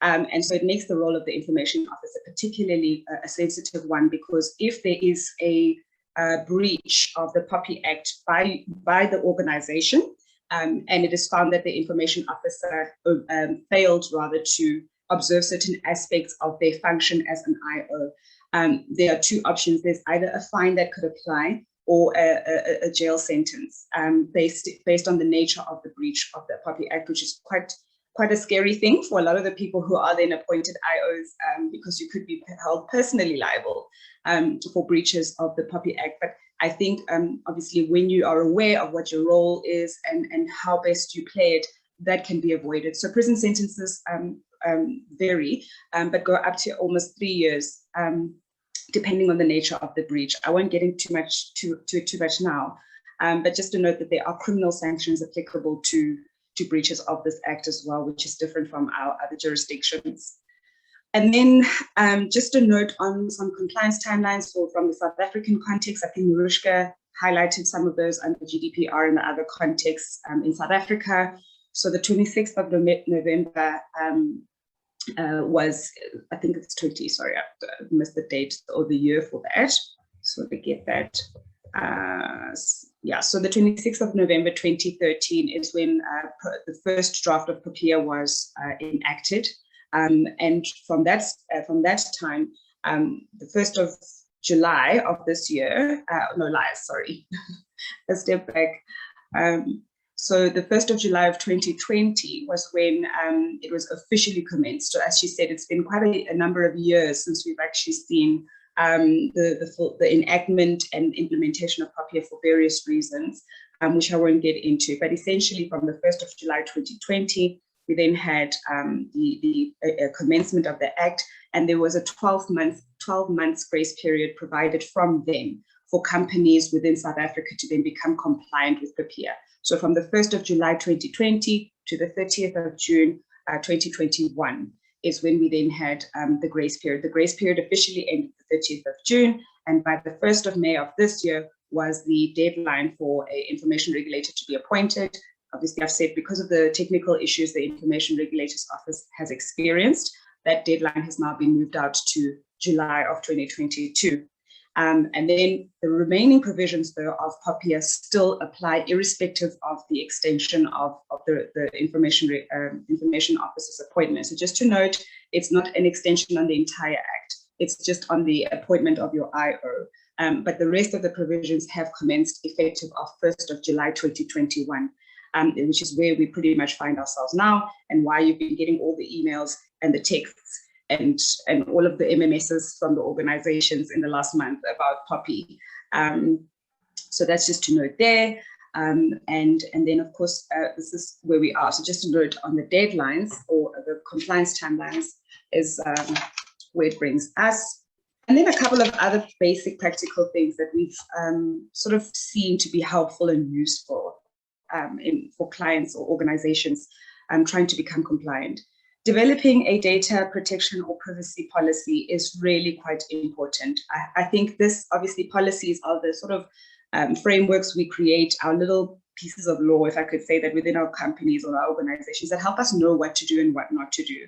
A policy doesn't need to be an extensive or a very long thing, but it's something that helps guide your employees, your management, on how we go about using information. So how do we protect our information? How do we collect? How do we store? Do we distribute? What types of systems do we have in place in the company? How do we access those systems? Who's allowed to access those systems? Are those systems encrypted? How do we make sure that we secure data so well? Because every organization will be liable for the way it handles data. I can't control how my suppliers or my third party, my clients handle the data, but we are responsible as the collecting body, we are responsible for how we deal with data. So just to note that having some kind of a data protection or privacy policy in place is always very helpful. And then attached to that, we've also advised clients around having a security incidents response plan. This is just to really facilitate instances in which, or to deal with instances in which there's a data breach. Somebody's leaked information or a system got hacked. What do we do? Ideally, your SIRP would have a sort of like a, SOS. You have a panel of people who are your sort of designated guys that will deal with the crisis. Okay, so somebody very senior in the organization, preferably members of management, who would then, maybe 3 or 4 of them, including your IT services guys, who would say, listen, this is how we reported breaches in place. These guys are the ones that control the risk. They go and investigate what happened. They try to find ways to mitigate further spread of the breach. They advise the relevant parties that there's been a breach, and then they have a data recovery process to say, how do we recover what has been sort of distributed without consent? And so that is a very, I think, key component. It's a very practical thing. It's not prescribed, but I think it's a useful thing to have, because it then gives people in crisis what you need is clarity. And we find that if you've got something already in place, a crisis management plan, it avoids people just running around doing things that are not helpful, but having some sort of a guidance to how we deal with issues. And then conducting an audit of your company's record-keeping systems periodically is also very good. A lot of the time we just have, this is where we upload our documents on a cloud. Who can access the cloud? Actually, anybody. Oh, that's not great. How do we then secure it? How do we make sure that people who've got access to certain folders are only accessing what they're supposed to? How do we look at things like firewalls and looking at ways in which we other people external to the organization can be limited in terms of their access, because as Nerushka and Madillo so well put it, we live in an age where information is accessible by anyone from basically anywhere. So ensuring that you have systems in place, but audit those systems regularly to make sure that they are secure. And if it needs an IT person to come in and assist, do that once in a while. And then updating of your service supply contracts or third-party contracts is also important. A lot of the time, if you're a commercial attorney, you'll know that you draft review contracts like in your sleep, you can do it. And sometimes you just skip over things like having a clause that deals with data protection. Review those provisions in the contracts. Remember that also helps our organization mitigate its risks, to say, if I'm engaging with a client, I'm engaging with a supplier or any other third party, I'm making them aware of what our internal policies are with regards to data protection. They may have a different system and a different approach, but it's always good to use to sort of implement those in our contracts so that they know that it is actually an essential part of how we will engage, for you to know that this is how we are dealing with data within our organization, and make it a grounds of breach should they not observe those policies. And then quality assurance of data. This is very important. A lot of the time, and if you look at POPI, one of the essential elements of the 8 principles that underpin POPI is the responsibility, rather, to quality assure all information you collect. It is not just the data subject's responsibility to make sure they're giving you accurate information. Once it's in your possession, you also, as the collecting party, actually have a responsibility under POPI to quality assure information. How accurate is it? How recent is it? Is it useful still for what your purpose is? Are you using it for the lawful purpose that you initially intended to use it for? That is part of quality assurance. Your IO would typically be responsible for this, but this applies to anyone in the organization that's dealing with data. So just to note that quality assurance is also the responsibility of the data subject, the data collector. And then just general training of your staff around data. I think you assume that because everybody's using technology all of the time, that they will know these things, that they will know how we're supposed to deal with stuff. Having your policies put up, or a 2-page or an information note put up somewhere in the organization, made available on systems, very important, just to make sure that your staff are also aware of what the Act says, how they're meant to conduct themselves in respect of the Act, because it's not just the information officer, it's everyone in our organization who has a responsibility on how they're using that information. And then lastly, periodic reviews of our policies, our systems, and our contracts. Very important. It's not just now in the beginning because POPI has commenced. We have to implement somewhere, whether it's 3 monthly, biannually, every month, have some kind of a consistent review process internally of looking into these things and making sure that we are compliant. And this is a proactive approach, just by the way. As I said, this is not prescribed anyway, but it's probably the prudent approach so as to avoid a situation where you're being investigated or there's a request and even the basics are not in place. So I think that's where I will stop in terms of compliance. And then Madillo, I'll just give over to you if there are any questions or comments. Thank you so much, Thabang, for that wonderful presentation on the POPI Act and the practical aspects of it. And I think you've sort of touched base on what I actually wanted to ask you regarding their practicality. But let me just ask you one question then, because fine, we do have the Act and anyone is able to download the Act themselves, they can able to read it, but you also have clients. We know that you were involved in assisting your clients to be compliant.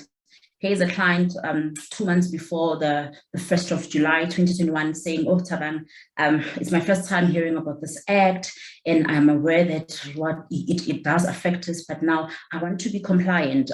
Just take us through the steps of the journey, even if you can tell us about the checklist that you had to say, these are the things that you need to have, just the journey briefly on how you assisted your clients to be compliant in regards to the practical aspect of POPI and this privacy law aspect. Sure. So I like that you mentioned 2 months before, because at some point it was a month before, it was 3 weeks before, and we were running around like headless chickens.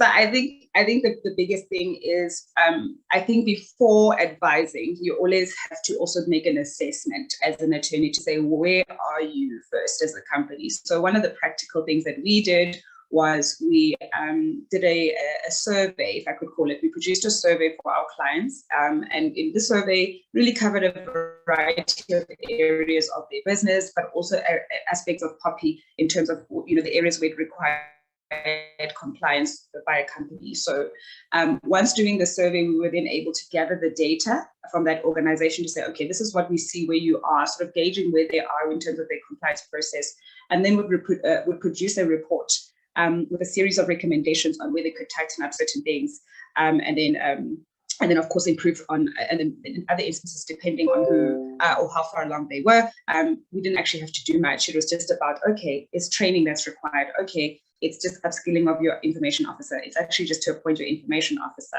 So I think it's always good to first make an assessment on the business and your client to see how far along they are in the process. And then once we've managed to gather the data and do the recommendation in the report, we then did a work plan. And the work plan just is basically a series of deliverables or items based on the report and what we assessed from the report over a series of weeks leading up to the commencement deadline, to say, okay, we would need to do 1, 2, 3, 4 before the 30th of June, one of which is important to appoint your IO, obviously, and do maybe a series of trainings. Others would obviously be things that we would still do with them after the deadline. So the idea here was not to scramble to do everything on the list necessarily, but to prioritize what was key, and then of course make the client conscious or aware of the areas where they need to really carefully consider. So again, like Nerushka had said, it's not just a tick box exercise. Great, we've done the report. Great, we've done the survey. Great, we've done the work plan. But to say, get them thinking about how they're using this information on a daily basis. Because after that, you as the attorney, you're not involved in the day-to-day. If something happens, all we're able to do is to advise to say, okay, where's this? Where's that? Did you implement this? And so, yeah, that was really sort of our high level sort of process on dealing with requests by clients like that. Oh, thank you so much, Thabang, for that wonderful practical aspect, or rather view in terms of this topic of others. And I see now we are almost running out of time. This is the perfect time to introduce back our President Cleopatra, and then she will continue the session. If there are people who have questions for our speakers, then they'll be able to ask them questions. President, over to you.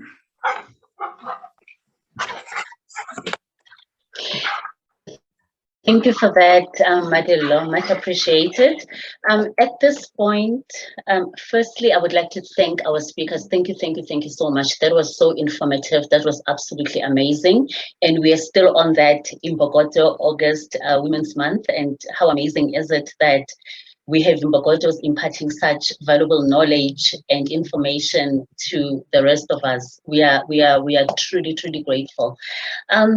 At this point, I would like to ask if anyone has questions, or perhaps I should start with you, Lerato. Would you kindly read the questions that are in the chat box for us? Because I think I saw 2 before I was disconnected, and now I can't see any. Lerato? I'm here.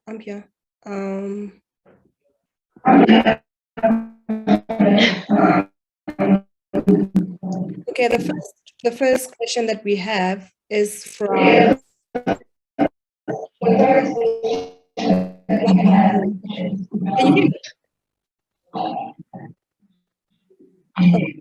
The first question is from Lebohang George, where she asked Madillo when she was presenting to please share the name of the case regarding trusts. Okay. Oh, thank you so much, Lerato. So, the case regarding the explanation, or rather where it was held, there are numerous cases one can look up to, but I'll give you the one that I went through. Now, they are explaining that a trust is not a natural, or rather a juristic person, and it is sui generis. So the case is B. Brown. So it's BRAUN versus BLANN. And then mostly when you go into that case, it will also lead you to other cases that also that gave the same judgment. So I'll repeat it again if you didn't hear it. It's BRAUN versus BLANN.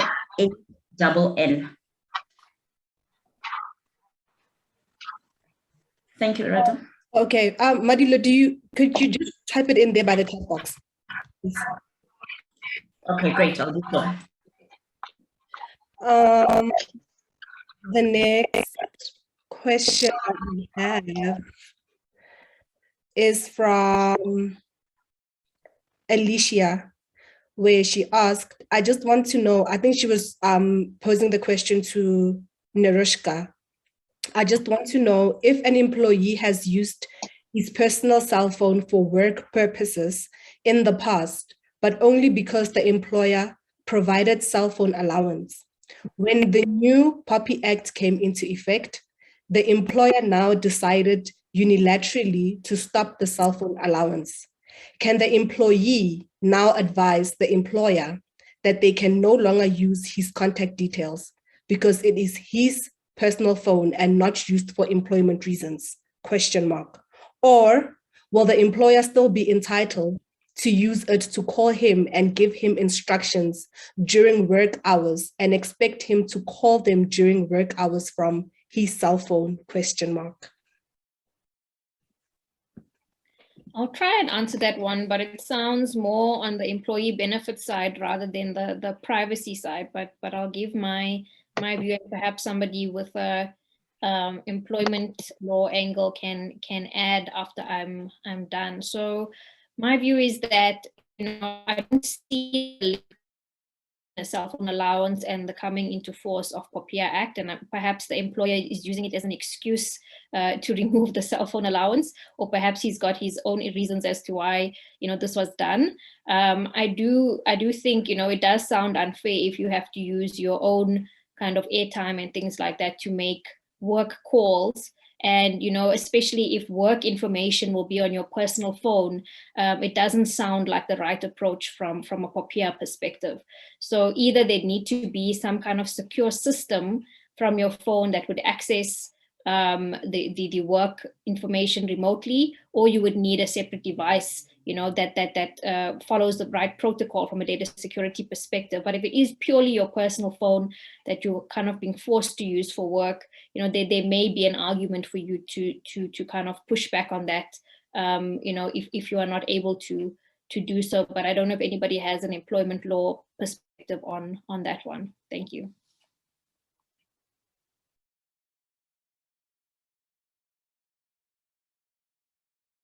Thank you so much. I think that's about it. I don't know where Madam President disappeared to.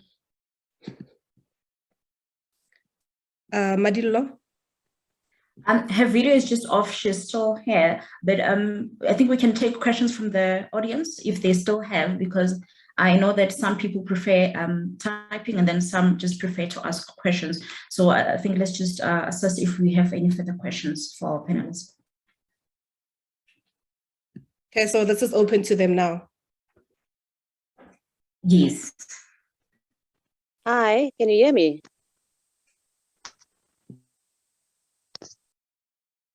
Yes, we can hear you. Yes, we can. I just have a small question. Seeing that there has now been an extension for registering the information officer, especially for those who couldn't access the system.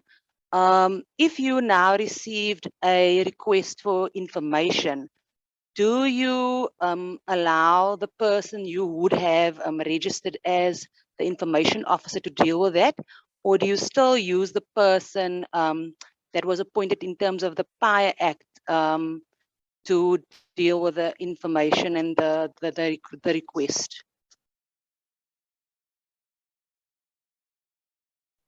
Okay, maybe I'll just give a bit of a practical answer. So I like that you pointed out POPIA, because of course the provisions of POPIA, still work in parallel or in tandem with POPI.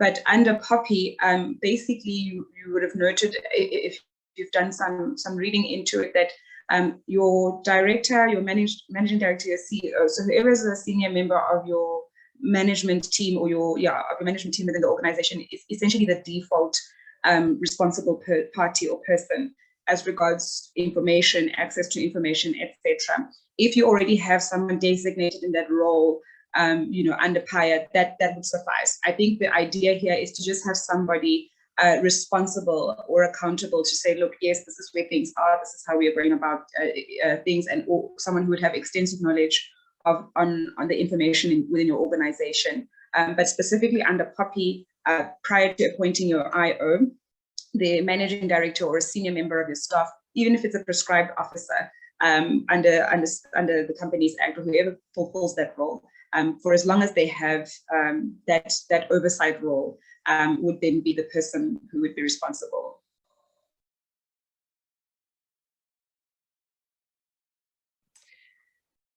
I hope the question was answered, Alicia. I see there's... Yes, thank you. Okay, you're welcome. I see there's a hand from Tepo Pahlamuhlaga. If you can just unmute yourself, please. Greetings to you all, advocates, attorneys, academia, staff, students. My question is, how do we ensure that, personal information will be deleted? Are they like watchdogs for the POPI Act, to ensure that, for instance, I'm a final year student and I'm applying to different law firms for articles. How do I know that the emails that I am sending with my personal information will actually be deleted or after a certain period of time? And then the other question, is the POPI Act subject to abuse? So it is a fairly new act. So therefore people could maybe say, you know what, I'm gonna go around going to firms or companies, suing them for not deleting my personal information. So those are my two questions. Thank you. I'll give that a go. So the first part of your question with regards to deletion of information. So the Act does say that you need to only keep information as long as it is necessary. And once it's no longer necessary, you are expected to either delete or destroy that information. So I think I'll just talk a little about what delete or destroy means, because there's a lot of confusion around that as well. So delete is the same as pressing delete on your computer, emptying your recycle bin, and as far as you're concerned, that information is gone and you can't access it.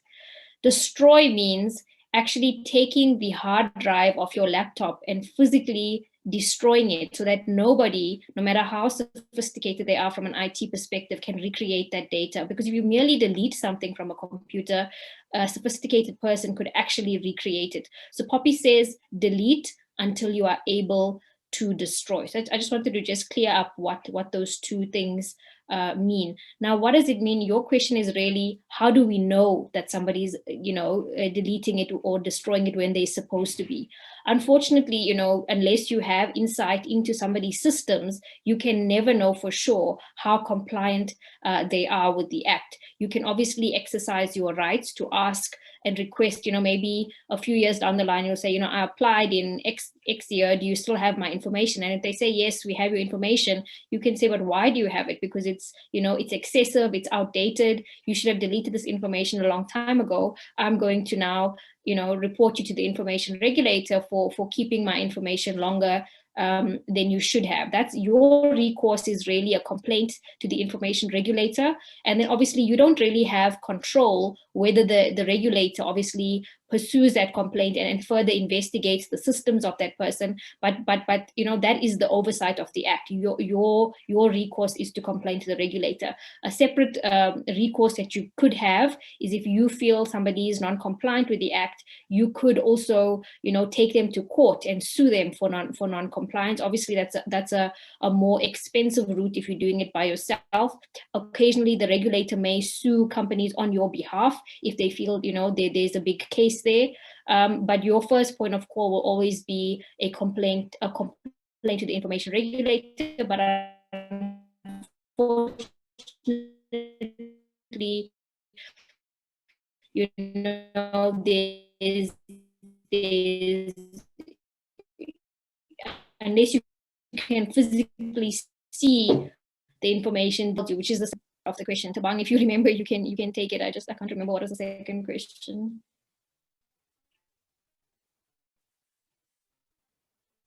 I would also need to be reminded. Sorry, Nerushka. Okay. And giving me clarity definitely makes more sense now. The second part of the question was whether the POPI Act would be subject to abuse. So since it's fairly new, and then I can just go around to different companies, organizations, or law firms and just start suing people for not deleting my information. Yeah. So I think 100% we're going to see some of that. And I'm sure some people have been eagerly awaiting 1 July to just start sending in their complaints and their requests, you know, just to see what happens, or just to cause a little bit of disruption in that space. So 100% you can abuse the act to your benefit if you really want to. However, the act does allow a company to charge a fee for subject access requests. We don't really have clarity yet in terms of what that fee is, but they are entitled to charge a reasonable fee. So obviously, if you're willing to pay the 100 Rand or the 500 Rand, whatever that fee is, you know, across a variety of organizations to make those requests, you are well within your rights to do so, and you can do that. Nothing's actually stopping you. I do see, you know, talking about abuse, I do see on the corporate side this being used as a pre-litigation tactic. So let's just say organization A wants to sue organization B. Now, usually, you know, when the court case starts, there's a discovery phase and all of these things. But even before we start litigation, you may take POPIA and say, in terms of POPIA, I'm exercising my data privacy right as a company, and I'm going to make a data subject access request against company B, and I'm going to see what they give me. And you're then going to use that information to build your case before, you know, the actual court case starts. So I see that potentially coming into play in the litigation space, you know, not if you can call it abuse, but the person will be purporting to exercise their privacy right, but their actual intention is to actually, you know, sue the other party in court. So Thabang, I don't know if you know, if you've heard any other ideas from abuse of POPIA in terms of these type of requests. No, I think I concur with what Nerushka is saying. I think we're still going to see a lot of litigation around this. And as with anything that is still fairly new, you know, similar to what we're seeing with the mandatory vaccines in the workplace, we're yet to really understand the impact it's going to have because it's uncharted territories.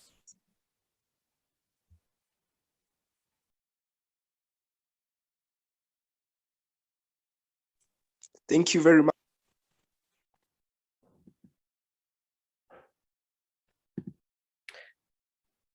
Okay, so I think Tepo was answered. I see here in the comment section, there's a question from NG Nyamuhunga, who says, is it mandatory that the PIA manual be uploaded on the company's website?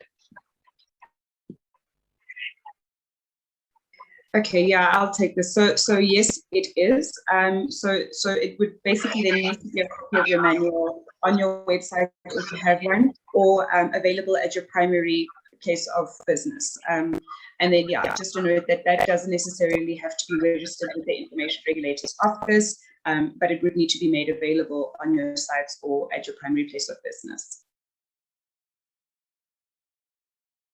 I hope Angie was answered. I can see that. Sorry, Angie, sorry, just to add that, sorry, also my understanding is also that you're meant to also file a copy of that with the South African Human Rights Commission.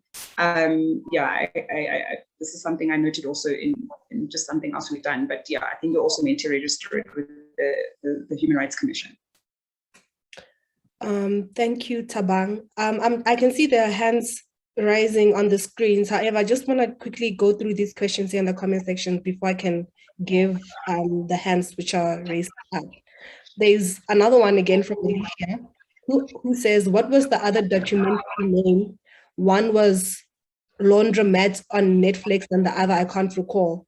I've put it in the chat. I've put it in the chat. Oh, okay.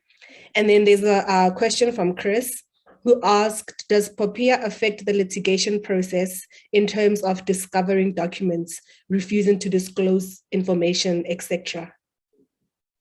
That's such an interesting question, and one I haven't properly considered yet. But if there is potentially, you know, a breach of POPIA in putting forward documents for discovery, you know, that is something to consider. As far as I understand, it shouldn't have a huge impact because you should have a legitimate ground in terms of POPIA for that processing, which is discovery for court process. And, POPIA does set out in section 11 a number of grounds that allows you to process information, whether it's for legitimate interest, for performing in terms of a contract, for protecting the interests of a third party. There's a few grounds if you look in there, and I feel like discovery must fall within one of those grounds, but it is something I haven't looked at in detail, and it's a very, very good question. Thabang, I don't know if you've considered that particular question.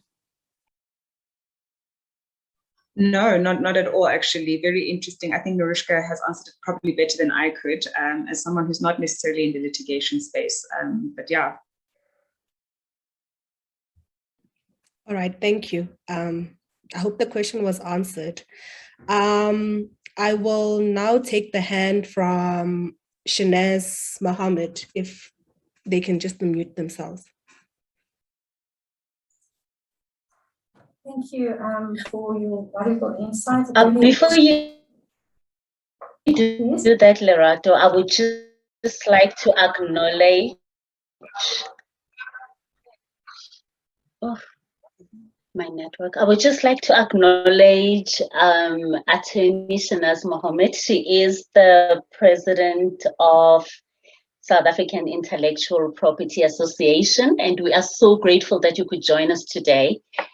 She is also a luminary at Subwell. We are so grateful. You may proceed, ma'am. Thanks so much. I really appreciate that introduction.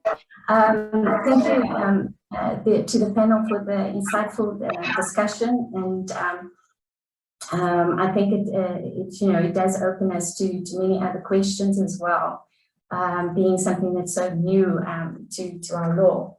And one thing that we have touched on is that the public or the information regulator can request information. So now with respect to a law firm, what scenarios do you envisage where a member of the public or any other public body could request information from the law firm, and how will that work? So I'll take that one. The Act itself acknowledges legal professional privilege. I can't remember the exact section, but it's somewhere in the section 60s or 70s, somewhere in the second half of the Act. It actually specifically speaks about the protection afforded to legal professional privilege information, which I think is really something great, because it gives lawyers obviously comfort that especially client communications or communications within a law firm do have some level of protection and stand outside kind of when the regulator comes knocking for an investigation. They want to see as much information as possible, and they will really have access to really everything. We don't know when investigations will start, but when they do, it's going to be a very invasive process. One part, one thing that will be protected will definitely be the communications between that company and their lawyer, and that's set out very clearly in the Act. And that's also part of the reason why we also stress with our clients, have communications come via a law firm. For example, if you have a data breach, and this is how we work with insurance companies, for example, you instruct the lawyer first, and the lawyer covers the communications that go with that investigation. Because if the regulator comes knocking, you want that privilege, you want to be able to rely on that privilege and not have communications directly with some IT consultant or whatever it is, because then you can't really rely on that, and you would have to give that information up to the regulator. Now, if a law firm directly receives a data subject access request, it may not be as simple as just saying, sorry, we can't give you anything because of legal professional privilege. You'd actually have to properly analyze that request and say, okay, this is what the person is requesting. This is the data we have on that person on the system. This portion of the information is protected by privilege, but perhaps we can share this little bit, and then you'd still have to share the little bit that you determine is not protected by privilege. And why I say it's not so simple, when I was on secondment in 2014 in London, I actually worked on a case where we as a law firm were the lawyers of another law firm, and that law firm had received a data subject access request based on a report they had written about an individual. and they actually hired us to review their documents, and we had to redact the information that would have been considered privileged and then release the information that that person would have been entitled to in terms of the data subject access request. Now, it is more complicated in the UK because I believe their definition of legal professional privilege is narrower than the South African. South African definition is actually a wider and a stronger definition. But the question is, you still have to evaluate that request and see what you can respond to, but privilege is a very strong thing you can rely on. Thank you. Thanks, Nerushka. Yeah, that does answer my question to a great extent. I did have a follow-up question, but I just got so into the detail of the case you're discussing that I've forgotten it, but I'll come back to it later if it comes back. Thanks so much. Thank you.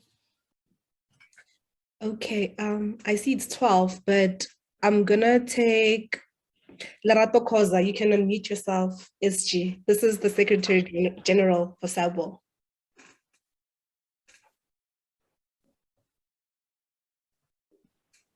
Thank you, Lerato. I just wanted to ask something that the question was also posed to me. I'm sure many of us who have been subjected to calls from insurance companies wanting to sell us insurances. And then now I'm asked, how is the new act protecting us as consumers from getting calls from insurance companies where we're not even sure where they're getting our information from? Thank you. That's my question. Thank you.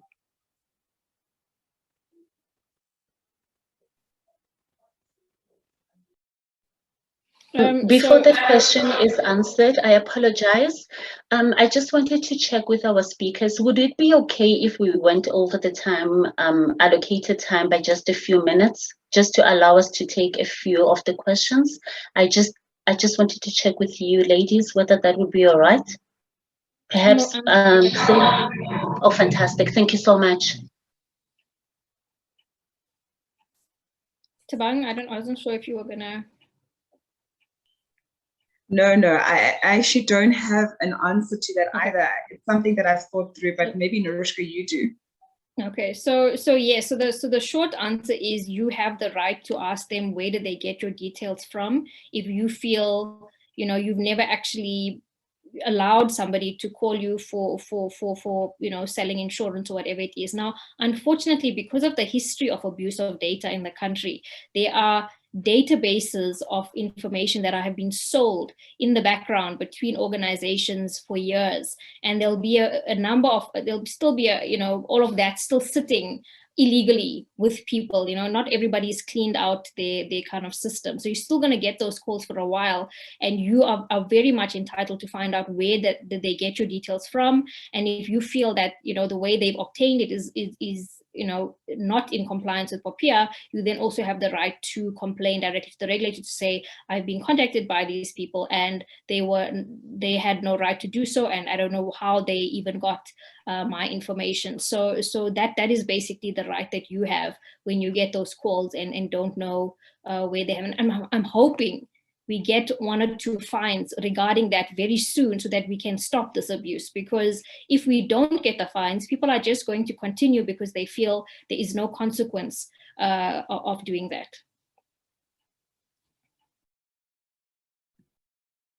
I hope Lerato was answered. Okay, I'm gonna take Alicia's hand. Alicia, you can unmute yourself. I'm sorry that I'm asking so much questions. It's just that it's an interesting topic. While I was sitting here, I just at the top of my head just came to something. I'm currently the registrar of the Northern Cape Consumer Court, but we don't fall under the Justice Department. We fall under the Department of Economic Development and Tourism. So usually in court, if somebody comes in to ask access to a court file, just to peruse it or make copies, that's usually permitted. I just wanted to find out, in terms of POPIA now, does that change, or should I change my perspective in terms of how I approach those requests? Do I then now have to ask the parties permission in order to give a third party access to court files? The second question is, do I have to have my own manual in terms of POPIA? Because for us, in terms of the department, the IO would be our HOD, and not myself, because before under the department. Thank you. With regards to your first question, my understanding is that it shouldn't be that different because, you know, in terms of access to justice, court files are meant to be public documents. That's how I understand, and I don't think POPIA changes that position. You know, if anybody else has information on that, but my understanding is, you know, court documents, court files is our public information.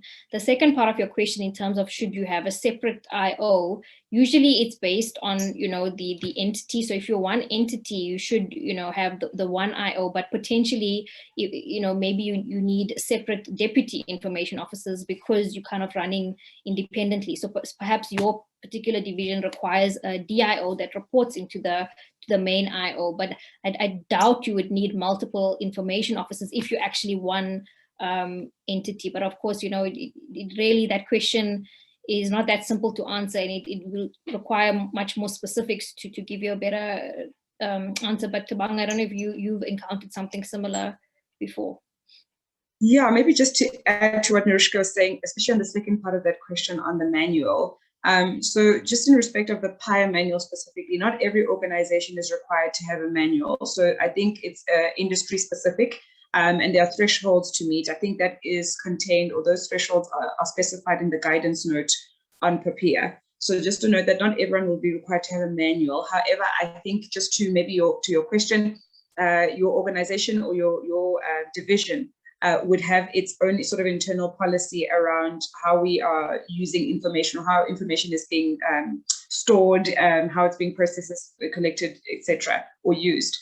So, and that would have to reach across the organization because you are still a single organization. So your HOD, your head of department, or, you know, the head would need to obviously make sure that that cuts across. I noted that you mentioned the manual in particular. Just to note that that would be something that would be standardized for your organization or your context. Thank you very much. Thank you, Thabang. Attorney Shanaz, you can unmute your mic. I can see your hand is up. Thank you. I just wanted to get back to my follow-up question. Someone from the public makes a request to a law firm for information, and one uses the provision for legal professional privilege, and you have made that subjective evaluation, right? And your assessment is that it falls under legal professional privilege.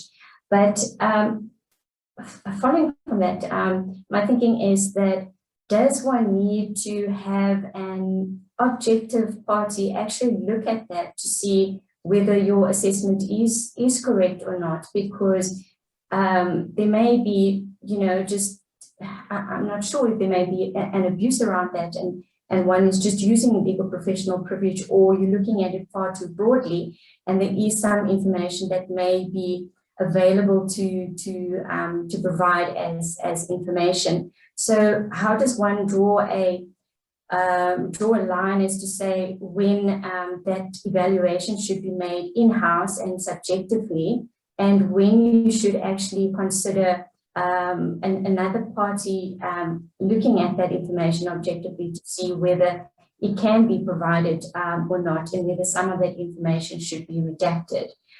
Is it a team that should look at it, more than, you know, one set of eyes?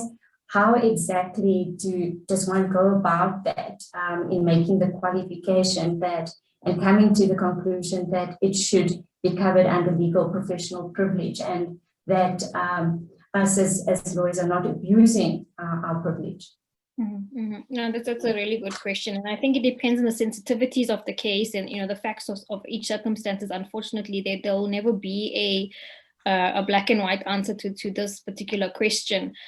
Just to give a bit of insight into the case I was involved in 2014, that was a particularly sensitive case because that person who was making the request was building up a case against the law firm, against an auditing firm, against the regulator, and he was actually using his data subject access request as a pre-litigation tool to try and get as much information as possible. So if you think you're potentially in a situation where you're receiving a request from a person who may make this matter into a much bigger thing, you may want to get an external opinion on that, so that if you are challenged in future by the regulator or in court, you can say, in addition to our own assessment, we also received a legal opinion to say that we were entitled to not disclose this information on the following grounds. And it becomes almost like an insurance policy. I always say law firms are a company's insurance policy. You get that legal opinion, and it's to add to your evidence and to say you've ticked all of your boxes.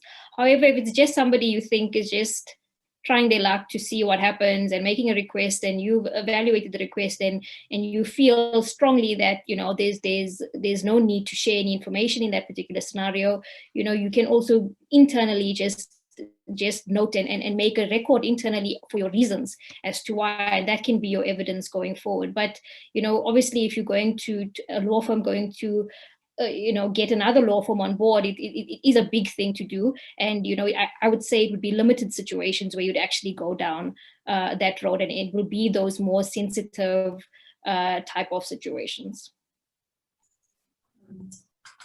Thanks, Nerushka. That does help. Okay. Madam President, you can unmute yourself. Thank you, Lerato. I have two questions that came in via WhatsApp. One is from Mofokeng Moresi. She says, how can a person that is not a business ensure that they are not violating the POPI Act? For example, if you are at a party, are you required to ask everyone to give consent before posting their pictures or videos on social media? The second one is from Katu Mulaudzi. He says, he wants to know about the sharing of posts and videos on social media.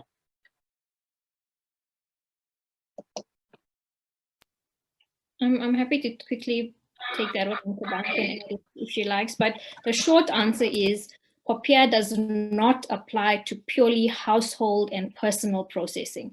So if you're processing in your personal capacity, so your personal Facebook page and your birthday party that you're posting pictures, or anything to do with, or you're getting somebody, you go out one day and you see somebody you like and you ask them for their details, and you're sharing contact information at a bar, for example, one day post-COVID, if those things happen again, you don't have to get your potential date to sign a consent. It is purely household and personal processing that you're doing, and it is excluded from the Act. Anything you do in kind of like a business context, yes, within the Act, even if it's on social media, but it's in a business context, you may require consent for pictures to be posted, all of that type of stuff. If it's in a personal household, so the word is purely personal and household processing, excluded from the Act.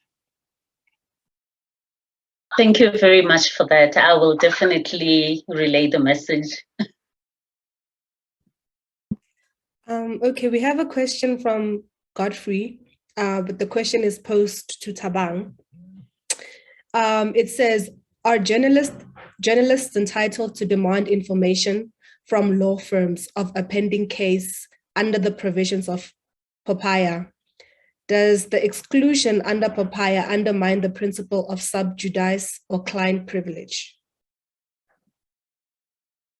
I think Nerushka may have touched a little bit on this earlier on when she was talking about privileged information with clients. I see Advocate Tyree has gotten an excerpt from the case as well that really explains this better. I would actually like to redirect Godfrey to that. But my overall understanding is that obviously information that's privileged is privileged. And I would imagine specifically information that's still sub judice wouldn't ordinarily, as would be in the course of normal sort of litigation process, wouldn't ordinarily just be available to the public or the media because it is sub judice. But yeah, I think that would be the short answer. And then for further details, I think I've just direct you to that excerpt from the case. And sorry, Advocate Tyree, I'm not sure what case you've drawn this out from. I think that's the one that was requested earlier on, but I see there's a link, the Astral CT case. Sorry, Godfrey, I hope that gives you some clarity. I think that's it for the question sessions. Other than that, I didn't get that. Other than that, Nerushka did provide her details. If anybody wants to reach out to her, you can reach her on LinkedIn, and her email, nerushka.bowan@nortonrosefulbright.com. I think, yes, I don't know if people want to reach out to you and Madillo, I don't know how they can, reach out to you. You can just write your LinkedIn profile names in the chat box. I think that would be helpful. But from my side, I think I'm done. I'll hand over back to Madam President or Madillo to take over. Thank you so much for joining us. No, thank you for that, Lerato. Much appreciated. Thank you very much to everyone for joining us today. This has been very informative and amazing. And thank you so much to our panelists. You guys are beyond amazing. How amazing is it that we have Mbokodos imparting knowledge to the rest of us during this important month that honors women and their strength. We are truly grateful to you. We appreciate you. Oof, I can't say enough. And I would just like to thank everybody else for joining us. Please do engage with us on social media. We are on Twitter. It's @SubwellA.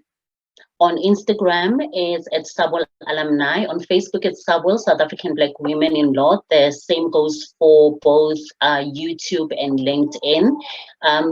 The recording link for this video will be uploaded on the Subwell website. That's www.subwell.org.za. And if you would like to perhaps engage with me, please do send me an email on president@subwell.org.za. I'm always happy to hear what people have to say, suggestions, anything really. We happy to listen. But thank you so much for joining us. We truly appreciate you, and we'll see you on the next one. Enjoy your day.